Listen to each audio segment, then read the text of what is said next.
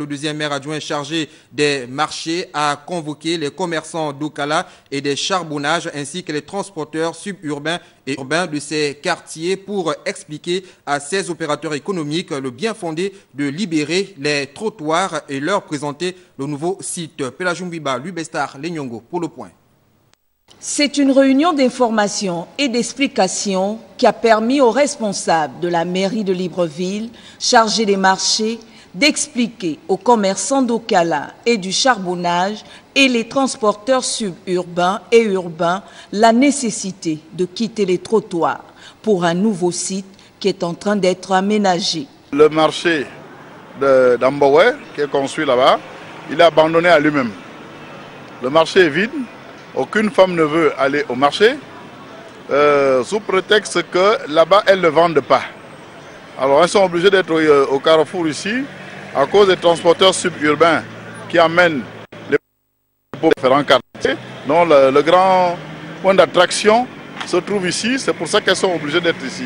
Or la solution qui est trouvée, c'est que toutes les femmes aillent au marché. Et maintenant on a trouvé également un site où tous les transporteurs suburbains vont désormais embarquer les clients et débarquer là-bas. Une idée qui trouve l'assentiment des commerçants et des transporteurs urbains de cette zone. Le transporteur du Gabon est une structure républicaine. Nous faisons avec l'État, nous ne pourrons pas aller à l'encontre de la décision de l'État. Si la municipalité, si l'autorité municipale prend une décision, l'association ne pourra que suivre, que exécuter.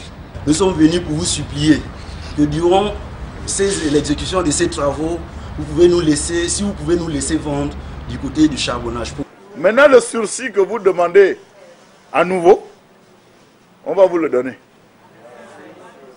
Mais il n'est pas long. Hein? Il n'est pas long. Parce que pendant que nous sommes ici, les équipes sont en train de travailler là-bas. Il se peut que d'ici le week-end avant lundi, que le site soit opérationnel. Au cours de la réunion, la problématique du racket a été également évoquée. À ma connaissance, nous n'avons pas une liste, encore moins une plainte des commerçants du marché de charbonnage dénonçant ces pratiques-là. Nous n'avons pas. Si vous vous plaignez et vous êtes convaincu qu'on vient vous racketter, vous saisissez les autorités municipales qui prennent les responsabilités. Et sachez que des agents sont déjà en prison. Les responsables municipaux ont déjà envoyé des agents en prison. Ça voudrait dire que nous ne sommes pas complaisants. Mais or, vous ne dites rien, vous acceptez le principe, c'est même vous qui êtes sortis les 1000 francs pour leur donner, vous êtes devenus des complices. Après ces échanges, la délégation s'est dirigée vers le nouveau site provisoire qui devrait abriter les commerçants et les transporteurs suburbains et urbains du charbonnage.